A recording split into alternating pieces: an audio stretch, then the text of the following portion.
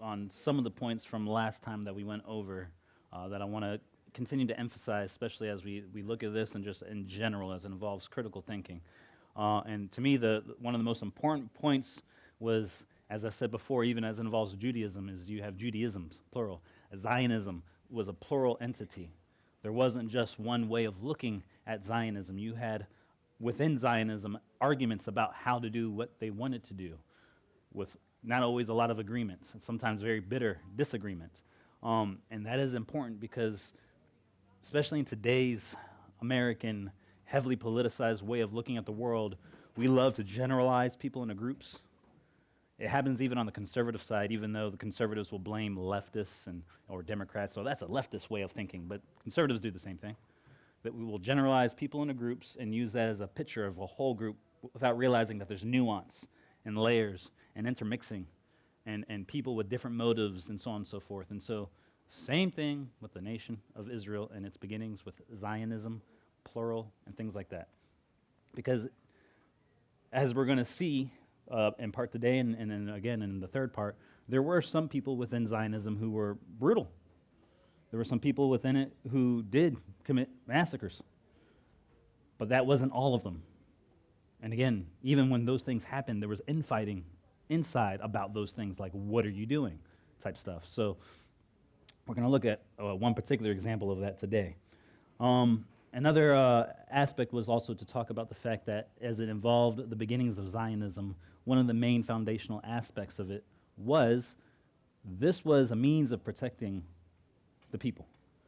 Bring them back to the land so that they can finally be safe. Because again, as history had shown, as long as they were ever under other groups of people's power, they were always in trouble. They were persecuted wherever they went. It didn't matter whether we were in North Africa, whether it was in the Middle East, whether it was in Europe, so on and so forth. Persecution followed wherever they were. Multiple times they were exiled from European nations, so on and so forth. Things that we have already looked at in the past, we've talked a little bit about that, and how that is very much the context in which Zionism was birthed. Because it was a realization that until we have our own place where we're in charge of our own people, we will forever be at the mercy of those who are at best apathetic to our plight, or at worst, and what was normal, were the main people persecuting them. So that was some of the major points we talked about last time. There was more. If you weren't here for it, please go watch it. In any case, today we're going to start off with an interesting quote here. All right, so what I'm about to show you, you've probably heard some version of this today in reference to modern Israel or the Jews in general and so on and so forth. So we'll start off with this quote. They are not at all think of building a Jewish state in Palestine in order, for instance, to live there, but rather they only hope to have a headquarters for their international swindling operations that is furnished with sovereign powers and removed from the influence of other states. The idea that the Zionist movement or Israel in general is just, a mafia for the world, if you will, that they're, trying to control things and so on and so forth. This is, we still hear this a lot today. Especially right now, specifically on the conservative side of things in America, you're hearing this type of idea in reference to Israel spreading like wildfire. And it's something that's been going on for a while. Indeed, even kind of the idea predates this. This is very much something that goes even in the medieval ages. But the source of this particular one is of major interest. And it's who wrote this and when. And this is Adolf Hitler, page 356 of Mein Kampf. Okay? Why do I put that up there? Why did I start with that? Because again, especially right now today, and again, specifically on the conservative side in our nation, interesting thing, this idea is just everywhere. YouTube channels, influencers, so on and so forth. And yet, quite literally out of the book that Hitler wrote, as his, as his magnus opus, if you will, of what am I going to do with the Jews? Mein Kampf. What his ultimate goals were. He wrote this during the 20s. This comes from a translation that was in the 40s. I decided to put this up after a comment was actually left on the last video. A person made a mention mainly about dispensationalism, and I do want to make a mention about dispensationalism.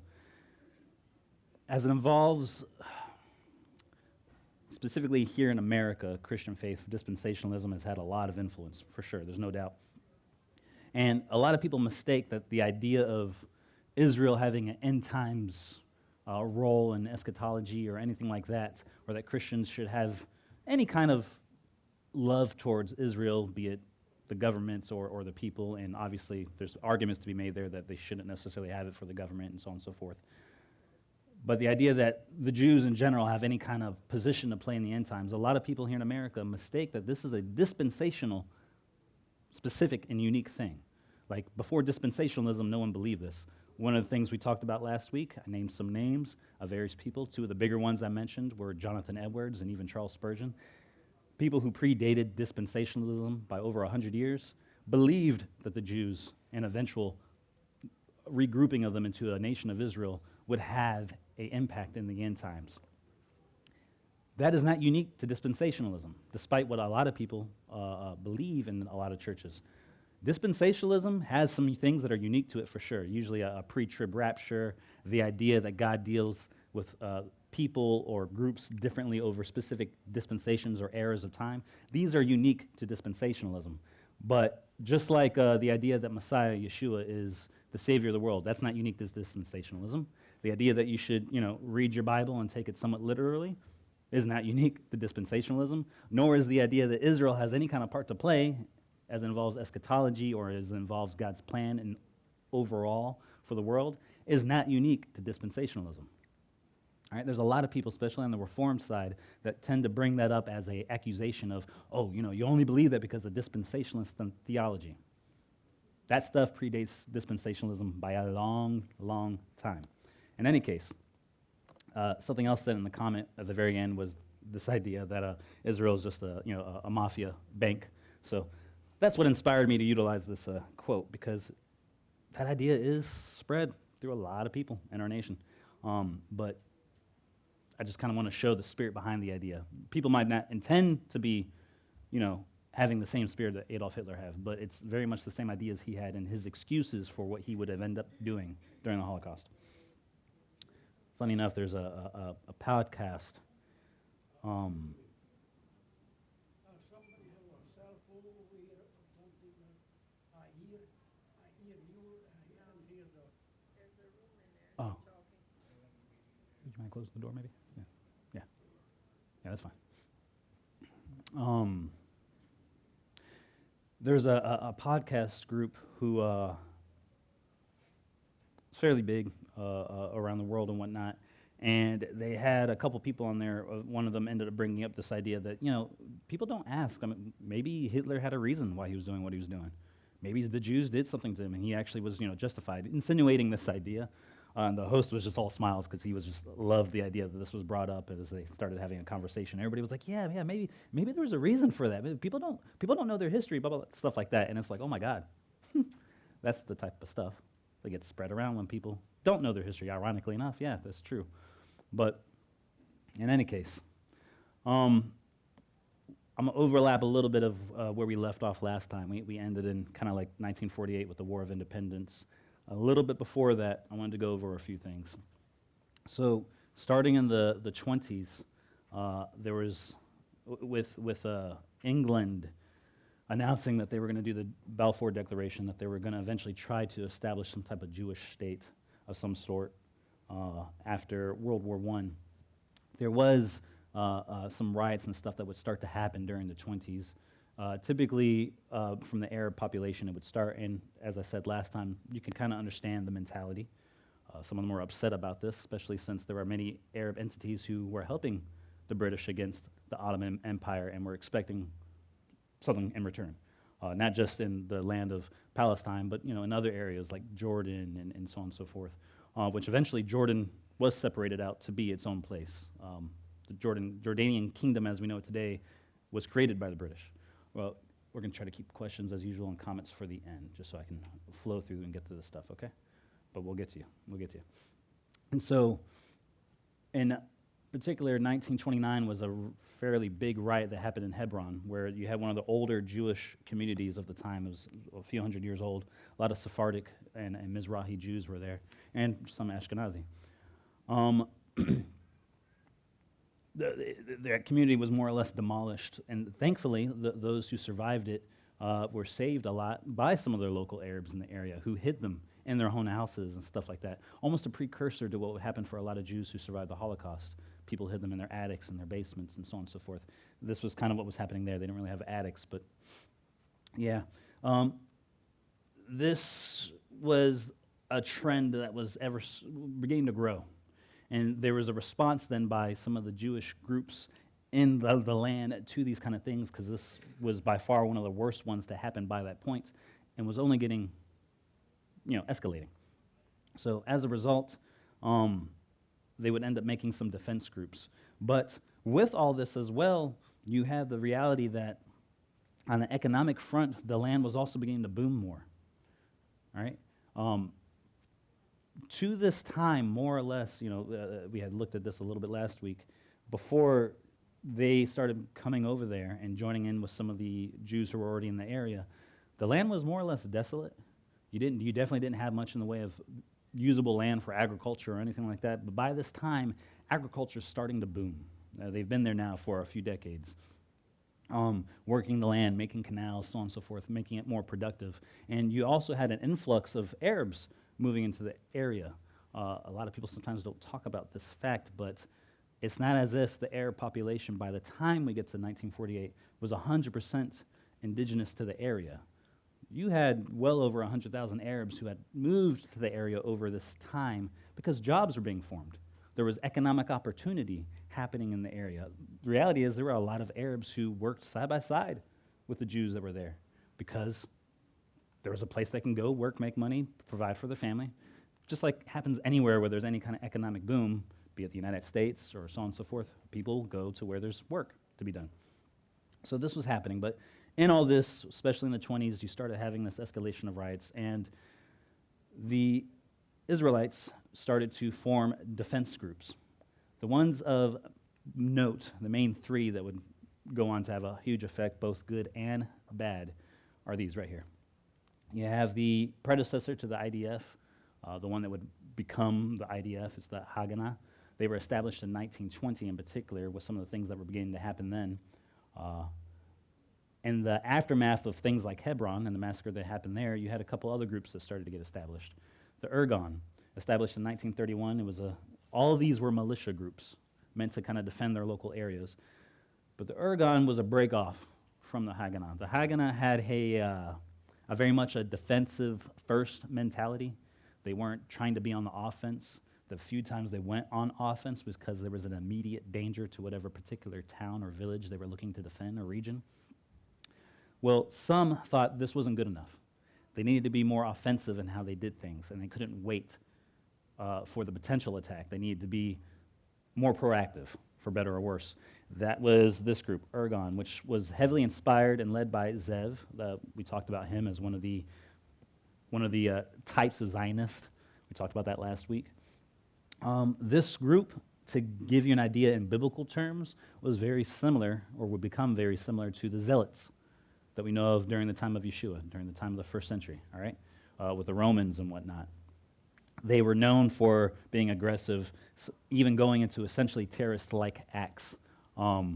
Wouldn't necessarily go against their own, really. However, this final group, the Lehi, I'm not sure if I'm pronouncing that perfectly right, broke off from the Irgun because, again, they thought that group didn't go far enough either. This group was a lot like the Sicarii, which was a break-off of the Zealots during the first century. This was, you want to talk about terrorists, this was terrorists. This was a full-on terrorist group. While the Irgun would definitely flirt with terrorism and do some bad things, and at points I would say they were definitely a terrorist group for sure, the Lehi, from its beginnings, there was no ifs and buts. They were known even for killing their own who they felt weren't doing enough to push for making a nation. They were known for bombing British buildings or embassy like areas that were in the land during this time. Why am I bringing this up? Because I said before when I was starting this that I'm not going to paint a picture that makes it look like everything Israelites or groups within Israelites did was perfect and fine. No. But also, this goes with that idea that I established. It's not just Zionism singular or Israelite singular. You have groups within this. Some of them with their own motives and how they want to do things or how they feel things should be done, whether they feel justified or whether they are or not is a different story. But in my opinion, for some of these groups, definitely not. But this is what's happening. Again, even in the Zionist Congress, there's massive debate about how to do what they do. Some of them want to say, hey, you know what, let's just do this now, get a nation started now, screw the British, let's push them out, push anybody and everybody out, and let's do what we got to do. Others are like, no, that's not the way to do this. Hence the division, hence the breakoffs. And so going into the 30s and then into the 40s, this only continued. And boy, did it have a lot of internal conflict as a result. Again, as I said before, David Ben-Gurion didn't even allow Zeev to be buried in Israel during his lifetime. Zeev died. David Ben-Gurion said, no, he's not. It wasn't until after he died that he was eventually buried in Israel. That's how bitter this inner conflict was between some of these people. That said, leading up, a particular one of note, leading up to the War of Independence, the months leading up to that day in May 47, when Israel would announce its independence, there was already conflict. There was irregular forces, militia forces of Arabs who were already fighting a little bit in the land, and so there was a lot of conflict happening between these groups and the other militias. Lehi and Ergon committed a massive massacre in a town called Deir Yassin, where they more or less slaughtered a good chunk of the small village. All right, David Ben-Gurion was pissed. He was mad. The Haganah went ahead and called them out for what they did and even sent a full official apology to the Jordanian kingdom, because Israel and Jordan, they've had a complicated relationship, but they actually are pretty friendly. Even in wars, they were pretty friendly to one another. Heck, when Iran was shooting missiles into Israel, Jordan was proactively shooting them down before they even got there. Jordan and Israel have a complicated relationship. In any case, this was a terrible thing, and it was, for better or worse, used against all of Israel to say, hey, look at what they all are trying to do. It wasn't all of them. There was infighting happening in there. And I bring that up to show that, yes, there were moments where certain things did happen. And there's no doubt that there were Arabs who fled as a result of these things from other villages. The sad thing about this particular town is it actually had a non-aggression agreement with one of the local Jewish villages that the Haganah recognized. The group that would become the IDF, they recognized, and so they left them alone. But again, these other two groups who said, nah, we need to be more aggressive, we need to push people out, they did that. And it's really sad. So in the aftermath of the war for independence that we dealt with in a little bit more detail last time, around 700,000 Arabs had left. Most Arab nations did not take them in. They didn't soak them into their populations as what would normally happen when you have wars and people leave, because any war that's ever been fought, you have people that flee, civilians who will flee. That's not unique to the war in Israel. And here's the thing, when we look at the wars in Israel, it is not fair to hold Israel to a standard that you will turn around and ignore that standard for all the other wars that have ever been fought. All right, and people do that a lot. They do it a lot. They hold them to a unique standard that nobody else has ever held to, which is beyond me. In any case, most of these who left because the Arab nations as they were coming in, and we're going to talk a little bit more about this next time when we look at a more religious aspect of all this. The Arab nations who were coming in were telling them, get out of Dodge, because if you're staying with them and helping them, as many Arabs were, we're going to treat you like them. And they were coming in to establish a one-state solution. We also talked about this in 1948. By then, there had already been two proposed two-state solutions. There was the Peel Commission and then eventually the UN partition. We looked at the maps for that. Both times, the Israeli representation said, hey, we'll take it. Both times, the leaders for the Arabs said no, they will not be a Jewish state. There was no two-state solution for them, which, nowadays they try to make it sound like that's always been what they wanted. No, it's not, because they've had, by the time we get to 2008, we will see that 5 separate times they have said no to a two-state solution. And every time Israel said, we'll take it. So, for better or worse, the leadership for a lot of the Arabs have screwed over their own people. It's terrible what has happened as involves that aspect. Again, not to say that Israel's done everything perfect. In any case, there were definitely, of that 700,000, were probably, you can say estimates, I'm going to try to go with a slightly higher estimate here, 150, maybe even up to 200,000, who fled because they were worried about some of those things that had happened, like at that town, at Dar Yassan. But 200,000 did stay, and the 200,000, their descendants, are Israeli citizens, not second class. They're Israeli citizens today. They have all the same rights as Jewish Israelites have, or that the Druze have who are there. Druze, we talked about them a little bit last time, the even smaller minority group. They have a person on the Supreme Court, they have judges, they have doctors, so on and so forth. It is not a second-class citizenship, all right? Despite what some will make it sound like, as it involves those who are the descendants of those who stayed within Israel proper, the land that Israel would have. That said, obviously, they survived this war that was ultimately for their destruction, because again, the Arabs who were coming in weren't hoping to establish 2 states. They wanted to establish a non-Jewish state. So obviously they won this, we know this from history, and continued on. And again, that 2-state solution failed heavily due to a rejection by the Arabs for a Jewish state. The Arabs who stayed were under, the ones who stayed within what would be the sovereign land of Israel, were under military control until 1966. That's when they were given full citizenship, that citizenship I was just talking about. In that interim time, Israel was still figuring out how to fully form its government. There were a lot of things that were still under. There was talk about making a constitution. They never did, for better or worse, in my opinion, for worse. And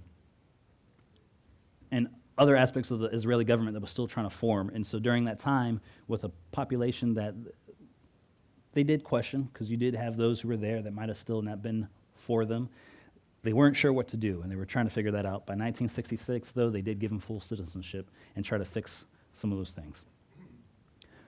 During that time, up to the 60s and early 70s, around 850,000+ Jews were expelled from the Arab nations throughout North Africa and the Middle East.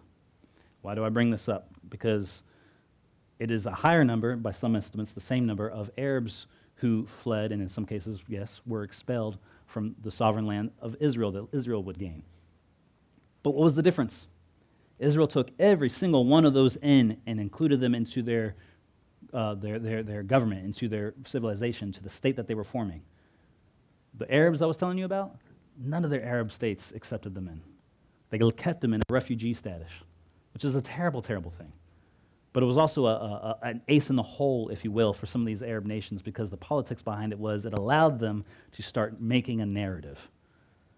And it is the narrative that has been the seed to so much of the issues that have happened over the next several decades from this point on. The majority, obviously, of the Jews who were expelled from these Arab nations, specifically Muslim nations, let's just say Arab, because when it comes to North Africa, when it comes to Iran, Iran isn't Arab. North African nations outside of maybe Egypt are not Arab. So I'm going to say Muslim nations. The majority of Jews that were kicked out of these areas were Mizrahi and Sephardic Jews. Why is that important? You have people that talk about, and we talked about it before, how, Israel's such a secular state, everybody there doesn't really, this, that, and the other. Almost every single one of these guys were religious. You don't really find, especially at this time, a secular Mizrahi or Sephardic Jew. They were extremely deeply religious, let alone the fact that you also had Ashkenazi that were in those areas as well. But the vast majority of them were Mizrahi and Sephardic. This was also the seeds of beginning of bringing in a more spiritual a base within the demographics of Israel, which already had that. We talked about that too when it came to Zionism. A lot of people say it was secular. They were definitely secular Zionists, but we looked at some non-secular Zionists last time as well. So all this is happening in Israel, and you have this demographic within Israel that now has a lot of varying cultural views as well. Between the Sephardic, the Ashkenazi, between the Mizrahi, between the secular, between the non-secular, and so on and so forth. A lot of the ones who were, especially at the start of Israel, came from socialist backgrounds. So even just as it involved the government and what to do, there was a lot. It was messy trying to figure all this out.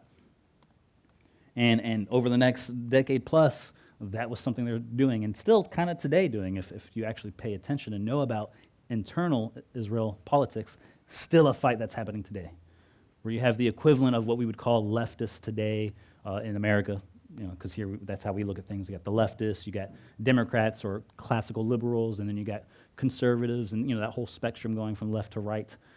Same thing over there, and the internal battles that happen with that. So, next though, we have the creation of a group called the PLO, the Palestinian Liberation Organization. This is the continuation of, we talked about him, the Mufti, the Jerusalem's Mufti, the Higher Arab Committee. This is the continuation of that. But notice the name change. I mentioned this last time where we looked at various entities. They all were called by their own people, in their own names, Arab this or Arab that. First time in 1964 do you have an entity created that is a quote-unquote Palestinian entity. This is the beginning of this idea that you had a specific Palestinian people, not that they were Arabs, not that they were anything else, but they were Palestinian. That's where this starts from. I emphasized that last time when we were looking at these organizations created by the local Arab populations. They didn't call themselves this. That wouldn't be till later, starting with this group. And that itself was a type of propaganda that they wanted to push out. Part of this idea of making a refugee class that was going to be, again, that ace in the hold, that was going to be used forever against the state of Israel. But here's the interesting thing. All right, so again, using the name Palestine, founded in 1964.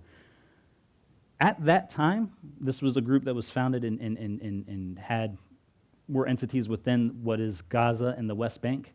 At that time, 1964, who owned Gaza and the West Bank? Not Israel. Israel wouldn't gain that until later in the 1960s. Thank you. Appreciate that. How did you know? Mr. Iams. Thank you. I'm glad you noticed. So you have this group who calls itself the Palestinian Liberation Organization, which today a lot of people say, oh, they just, again, the two-state solution. They just want a two-state solution. Well, no, they were created at a time where Israel didn't even have those areas. They didn't even occupy those areas. Egypt had the Gaza Strip, and more than what is the Gaza Strip today. Jordan had the West Bank. Those are the ones who, after those initial invasions into when Israel was having that war for independence, those are the ones who took over those areas. Did they say, you know what, we lost the war, we have these areas, you guys, we told you we came in to help you have your own state. At least you have this area, let's do something with it. No, they didn't. They continued their own occupations. There was never an intent on their part to establish a Palestinian state, as they started to call themselves, right? Or an actual Arab state there. No, why? Because until there was no Jewish state and they had the whole thing from the river to the sea, that wasn't an option for them. But that's also very telling as to the actual motives behind this, okay? The PLO, from its beginnings, was more or less a militia/terrorist group. That's what it was. They would go on to commit many different things. And just to emphasize what I was saying earlier, there's that map. We looked at it last time. That's 1949. That is after the armistice was signed to allow for the stopping of fighting. The West Bank, a Gaza Strip, and you have a couple of demilitarized zones, but the West Bank and Gaza Strip, Israel did not have any sovereignty over those areas. And to be honest, they didn't want it. Those are the areas that were originally designated to be part of an Arab state. The only reason they even expanded from the areas that were originally given over to a Jewish state was because they were invaded by 5 Arab nations. A war they did not start. So, yeah. In any case, the PLO would go on to commit a multitude of terrorist acts, all right, against Israel, but not just Israel. They did more than just against Israel. There was the plane hijacking in 1970, the Munich massacre, which was at the Olympics, all right, in Germany, 1972. They slaughtered the whole Israeli Olympic team. I'm not going to pronounce this right, forgive me. The Mahalat massacre in 1974, the Damar massacre in 1976. They would go on to start a civil war in Jordan, the PLO, and the West Bank, in part because, as I said earlier, Jordan didn't exactly start going out of its way to make an Arab state. But they started a civil war there, and King Hussein had to have his own battle there. Eventually, they kicked them out of the areas that Jordan kept as their main sovereign area, pushed them into Lebanon. Well, eventually you'd have the Lebanon Civil War, which is where Lebanon fell from being a partial jewel in the Mediterranean and Middle East area to what it would eventually become, almost third world country status. One of my coworkers is a French national military guy back in the day. He served over there when that happened. I've heard some interesting stories from him about what was happening during that time. It was called the Paris of the Middle East. Yeah, it was called the Paris of the Middle East because a lot of that French influence that was going on there. Again, Lebanon was known as this beautiful place where people can go to. You didn't have to worry about where you were coming from, how you looked. After this, it fell down and fell a lot into a much more Islamic extremist area. The Christians who were there were a lot of Christians in Lebanon who sought the help of Israel. Israel actually tried to supply them with arms and things like that because they started to get slaughtered by these groups because you had a lot of what was called the Muslim Brotherhood. You had the PLO and other groups that were coming in. Rough time. But the PLO was very much the beginnings of the seeds of stuff that would eventually turn into those like Hamas, Hezbollah, and so on and so forth. But we're not there yet. So we're going to go ahead. That'll be the third part when we get to that next time. So we're going to look at this aspect too. This is another thing that influences and messes up and brings in a lot of that multi-layered aspect of modern Israel's history. You have the Cold War and the various geopolitics that's happening not just over the whole world, but the Middle East too, right? You see it saying there, nothing ever happens in a vacuum, for better or worse. This reborn nation of Israel had to contend with the political realities in its immediate area and the fact that it was in part having to pick a side as it involved the Cold War and the influence that would have for better or for worse, all right? Thomas Sowell. I like Thomas Sowell. If you guys never heard of him, he's a great philosophizer. I'm not saying that right. Philosophy guy / economics professor. That's his main thing, economics, but he's got a brilliant, brilliant mind. I love his stuff. If you ever get a chance to look up his books or watch his stuff on YouTube, something he has said, and I'm almost quoting this verbatim, but it's probably not. And it was this, he says essentially that there's no such thing as solutions, there's only trade-offs. So true. Because anything you do to try to fix something or come up with a solution for something really ultimately is never perfect. There's some trade-off that's happening. It's just which trade-offs are you willing to live with? And that is true. In our fallen world, that is very true. The idea of having a perfect solution to anything just does not exist in the world today as we know it. As much as I can sit here and tell you I love our American system, there's trade-offs to our American system. Are they trade-offs I'd rather live with compared to other systems? Oh, heck yeah. But there are trade-offs. There are negatives. There are things that's like, listen, if we do this, there's some negatives that are going to come with it. What do you pick? And that's very much what Israel found itself in a position at this time, especially as it involves the Cold War. Because you have essentially, during the Cold War, two main powers. We know this, the United States, right, and Russia. Or at the time, Soviet Union, right? And more or less every other country in the world had to kind of pick a side. Very few were able to kind of stay neutral in what was happening there. The influence, the money that was going back and forth, the military aid that you were picking to side with or just having to do because you didn't have much other choice. That was what was happening during this time, all right?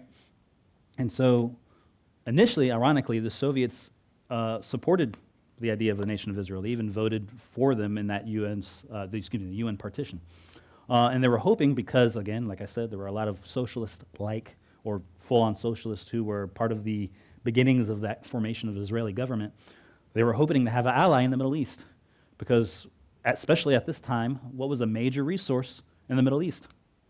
Oil. And having allies there or people there who could help stabilize the area or so on and so forth was a big thing for any nation who could have influence within the Middle East. And so Russia was hoping to add that to it. Plus, for the Soviet Union, seeing the British Empire, which was a Western power, slowly from this point on losing influence, not just in the Middle East, but everywhere, the British Empire was falling apart little by little after World War II. Oh, Russia was loving this. And they were looking to take advantage of that heavily. So England had a lot of influence in the Middle East, and Russia wanted to do everything it can to destabilize that. And initially, even though they voted to support them in the UN, the USA made an arms embargo against Israel, and they kept it in place for over a decade. And there's a lot of people who say, oh, Israel's only a nation because the United States helped them in the beginning. No, actually, they didn't. Were there individuals from the United States? Of course. But as the government policy, if they found out you were supplying them with anything, you were going to be in trouble. And that was the United States policy in the very beginning. In part, because who did they not want to piss off? Countries that were giving us oil. We were heavily, and up until fairly recently in this grand scheme of things, heavily reliant on the Middle East for oil. And that would come to play a part too over the next couple decades, heavily in things that we did or didn't do. So, and I apologize for very wordy next slide. I probably should have made this smaller, but Israel, though, as it involved who it would pick, and there was definitely a time where they were willing to, especially in the very beginning, they would take help from whoever they could in those first couple of years because, again, as far as they saw it, they were fighting a war for survival. They eventually would not pick Soviet, mainly because of the history of what was happening with Jews within Soviet Russia. We looked at the fact that during the revolution that actually even created Soviet Russia, over 200,000 Jews were slaughtered. And that ended up being one of the big exoduses that came to Israel during the Third Aliyah. That was a part of that. Well, a lot of those people were there in Israel now, and guess what? They were thinking, I still have family over there, and I know how they're being treated. We don't want to side with them. So eventually, they would work with France. France actually helped them a lot in the beginning. Czechoslovakia, when they were having issues with Russia, they helped them in the beginning. Eventually, USA and Israel would come to some terms by the time you get into the 60s, specifically because with their rejection of Soviet Russia, what do you think the Soviets did? They tried to go ahead and help out all of Israel's enemies. All right, the Arabs. They started supplying both in the sense of information, military aid, and so on and so forth. They would actually go on to try to create massive propaganda machine against anything Israeli or Zionist, as they would call it, and spread that throughout the Middle East. There was a whole institution that the KGB came up with that was its whole sole purpose was the studying and the pushing out and publishing of articles and papers that were all anti-Zionist papers. That was the goal of that. And there's an interesting thing here because as it involves that, a lot of these ideas that, funny enough, came from Hitler or were just normal blood libels that we had looked at before when we looked at the medieval ages, all of that stuff, were the type of stuff they were pushing and publishing in their articles and trying to push out throughout the Middle East. A lot of the stuff through the PLO went through the Muslim Brotherhood, which was another group that was in Egypt. The KGB was sponsoring and financing a lot of these groups. Why? Mainly because Israel just didn't pick them. They didn't have a bone in the game as it involved any kind of religious stuff or whatnot. And the reality is, for the Soviets, they could care less about Islam. The Soviets were mainly atheists. They didn't have a bone to pick in that kind of thing. But they were very pragmatic. And they saw, hey, if they're siding with Western powers, we're going to go ahead and take their enemies and side with them because their main bone to pick was with who? The USA and the Western powers. And so Israel very much found itself stuck in the middle of that, for better or worse. All of this would eventually lead to the Six-Day War, which was in the 60s, all right? 1967, all right? Leading to that, air forces were beginning to mobilize on the Egyptian and Syrian border. Egypt actually, during this time, the UN had peacekeeping troops in the Sinai as a result of the 1948 war. Egypt essentially told them, get out of Dodge. We don't want you there anymore. And the Sinai Peninsula was Egyptian territory, to be fair. But they wanted to get them out, and they were mobilizing on their side, which Israel, again, barely, at this point, 2 decades after a war for survival, And tensions and peace treaties, none of these Arab nations have ever at this point recognized them still as a state. There was no diplomacy in that sense happening. So all this tension is rising, and Israel sees what's beginning to happen. Eventually, Egypt blockades the Gulf of Aqaba, and just so you know what that is, I know a lot of people don't. I'll show you a quick picture. I try to circle this for you guys. Right here. Here's Israel. All right, there's a modern satellite picture of Israel. The Gulf of Aqaba, right here. This is where Israel was getting a lot of their trade of supplies through. If it came from Europe or the USA, it was coming through the Mediterranean. From pretty much Asia or anything else, all through here. This is a huge supply route for Israel, especially at this time where they were still, they got hundreds of thousands of Jews coming in. They're trying to figure out their government still. They're trying to still make infrastructure for their nation. All the supplies they can get, they needed it. Egypt blocks that. Israel decides to make a Kazebel, which is essentially a justified reason for war. They go ahead and preemptively, I say preemptively because that's how a lot of people will say it, but as far as I'm concerned, you blockade this, that's not a preemptive strike. You're going to war because somebody already did something to you. They go ahead and they strike out against both Egypt and Syria, again, because they saw that mobilization that Syria had, and they knew, okay, if we attack this one, the other one's going to get in. Plus, it was already a known fact that Egypt, Jordan, and Syria had a mutual defensive pact. So they already knew, again, if you attack one, the other ones, if they keep their word, are going to come in. And they did, or they tried. So in the 6-Day War, Israel attacks out. 6 days, quickly, and still with a generally small military compared to everybody else, came out, took the whole Sinai Peninsula, stopped up by the Suez Canal, all right? In Syria, they got the Golan Heights, an area that's still being contested to this day. And obviously, they took over the Gaza Strip, and they took over the West Bank as Jordan joined in the fight. They tried to get them not to join in the fight. Again, Israel and Jordan have a interesting relationship. But essentially the king said, I signed a pact. If you do this, we're going to have to get involved. I have to keep to my word. And they did. So Israel just almost like a blitzkrieg attacked against all of them to establish a defensive and be ready. And they did. And within 6 days, they got that quick. There was some little more fighting that would continue here and there after, but the main portion of that war was done. As it involves an honor-shame society aspect, that is very much part of the Middle East, already you have the defeat of this little Jewish state in 1948, and now you have this defeat.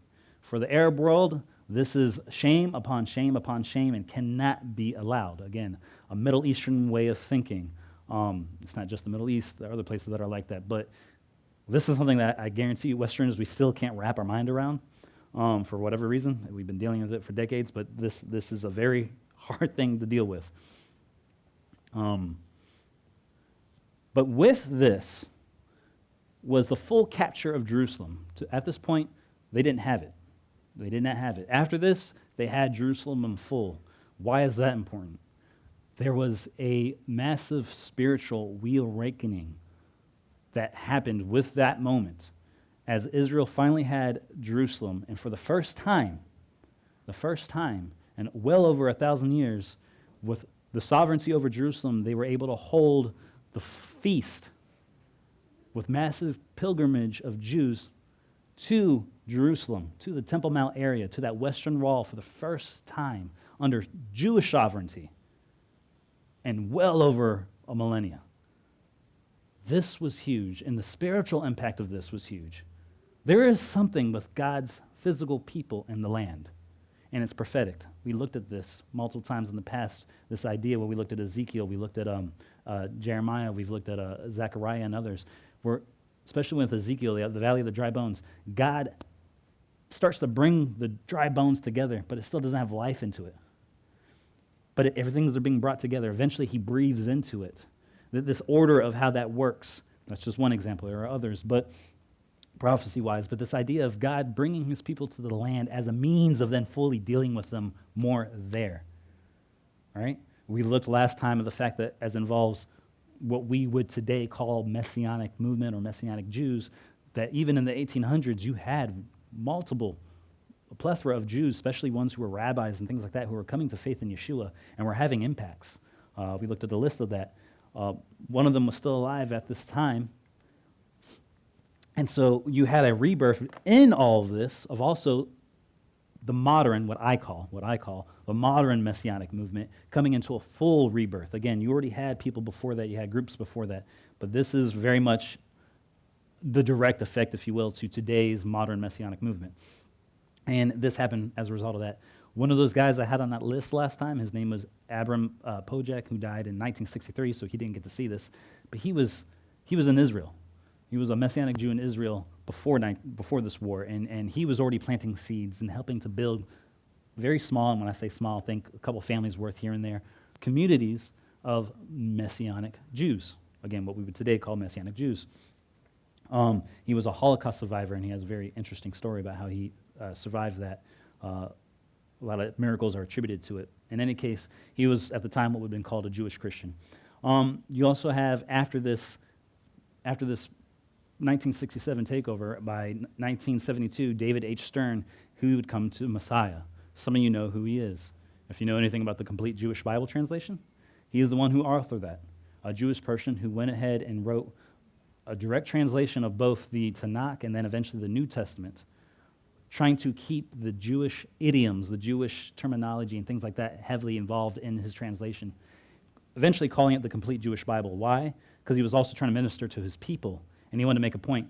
This is the complete Jewish Bible, not a Old and New Testament, but a full unity of one thing, which is exactly what it is. All right? We've talked about this before. We know that division of Old and New Testament is itself a man-made idea. But in any case, this is the beautiful restart. Ever since this point and after, you start having more scholarly studies looking into the ideas of are we understanding Paul right? And a small evolution through various institutions, biblical institutions, that have evolved into stuff like today with Tim Hegg, Torah Resource, people like Tom Bradford, I forgot the name, Messianic Jewish, oh my gosh, I didn't type it down. I forgot the name. Oh, there's an institution, I forget the name off the top of my head, that has put out tons of articles. This is separate from Torah Resource, but similar to them, putting out tons of scholarly articles and things like that, causing a movement and a change within the church itself, which, just so you all know, this and all the things we do, very much a byproduct of. Why? Because this was God moving. All of this is God moving, just as prophesied, trying to fix and change things within both the church but also within his people. And a lot of it revolves around the establishment of his people in the land, just as it always has, especially leading towards what we know will be the end, but that's not what we're talking about today. So, speeding up a little bit, I'll have some overlap with some stuff next week, but speeding up a little bit, we're going to get to the Yom Kippur War, all right? This was 1973. On the day of Yom Kippur, the holiest day for Jews, all right? So even secular Jews there in the land were holding to this day, at least as involves the fasting and or shutting everything down, so on and so forth. Outside, again, even with the secular stuff, the government still tries to hold to a lot of these, I guess, as people would call it, Jewish things, right? The Jewish feast, the biblical feast, even if they don't do it fully from a full spiritual, religious point of view, the place would be shut down for Yom Kippur. You didn't have businesses open, at least not Jewish-owned businesses anyway. A lot of people in the military, a lot of times, were on much more not alert. A mistake they would kind of learn from. Eventually, they fall back into the mistake, again, going into the 90s and whatnot. But they were very much caught flat-footed. Israel was not ready for this. Egypt and Syria, surprise attack. The Soviets were giving a massive supply to these Arab armies. They were using a lot of Soviet machinery, be it their artillery, their guns. I've always pointed this out to people. I've heard people say, oh, the United States is always arming Arab nations too, this, that, and the other. If you know anything about military weapons and stuff like that, Alvin, you got me here. An AK-47 is not an American weapon. All right? And if you pay attention, you'll see that AK-47, the AK-74, various tanks and other artillery, they're not American weaponry. These are Russian and or Chinese armaments. That's where they're getting the arms from. In any case, just some people astound me. So they're giving a massive supply, and Israel is caught flat-footed. They make way ends into not just those buffer zones that Israel had after 1967, but started pushing into the Israeli proper territory. And boy, was it really bad. A lot of this, again, was because of that supply of Russian arms. So in response, seeing that Israel was really having a bad time, it was actually pretty much about to lose this war, the USA started supplying, especially since Soviet was. They didn't want to in the beginning. They didn't want to get involved. But their Cold War enemy was making a big move in the Middle East, and so because of that. Now, you might have had politicians and whatnot using religious rhetoric and whatnot, and for some, I guarantee you, as always, multi-layered, I guarantee you there were some who saw this as, hey, it's a religious duty for us to defend Israel. But for a lot of the politicians, it also had nothing to do with that, whether they were using that language or not. It was a practical, political thing. You wanted to keep influence in the Middle East with everything that was going on. Israel was the place they were doing that through. And eventually the Saudis too, but yeah. Because of these supply, very needed supply that Israel got from the USA, by this point France wasn't helping them at all, and so the USA, again, kind of stepped in there. They were able to make a big counteroffensive and bring this to a stalemate. They actually were able to push Egypt all the way back through the majority of the Sinai Peninsula. They destroyed the Egyptian Air Force. Syria, they were able to kind of stave them off and push them back out of Israel into Syria proper. It was a big war, but at least it kind of ended in the stalemate. But for the Arabs, this was huge. It brought back a sense of their honor and a sense of their taking some of that shame away. It's also during this conflict, though, that OPEC would start to cut off supply to the Western world in particular, as it involved oil. They started an oil embargo, and OPEC nations had a lot of the Arab nations. They included Venezuela and some others. This would become a big thorn in the side of Western nations as it involved any kind of support they gave to Israel because, again, they needed oil. They didn't really have much of their own supply, or if they did have a supply, they weren't tapping into it. Over time, the United States, over the next couple of decades, would work heavily into getting its own supply, working on drilling its own areas over the next several decades, to the point where, honestly, it wasn't until the 2010s that we actually started making and producing more oil here than Saudi Arabia and actually the bulk of the OPEC countries did. That was all something we've been slowly trying to work our way towards because we knew we cannot be, for such an important resource, we couldn't be at the under the leash of somebody else, all right? Especially because of this. It was heavily used against us and other Western nations. In any case, by this point, Israel is showing that, hey, we're not going anywhere, we're going to stay. And we are going to continue from that next time with a little bit of overlap here, working into the intifada's. And we're going to focus heavily on the beginnings of Hamas, Hezbollah, the PLO with Yasser Arafat continuing going into the 90s. We're going to look at those multiple two-state solutions that were proposed from the 90s into the early 2000s and showing how all that leads to the current conflicts today, okay? So I know this one was shorter compared to the last time, and it's going to be shorter compared to next time, but that's where we are for this one.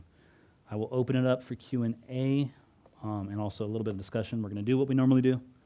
I would like, if you have a question, ideally specific to what we just talked about, we'll start there. After that, we can work on questions that are surrounding it. We'll go ahead and kind of do a lineup. So you'll come up. You can probably still maybe sit here and hold the mic.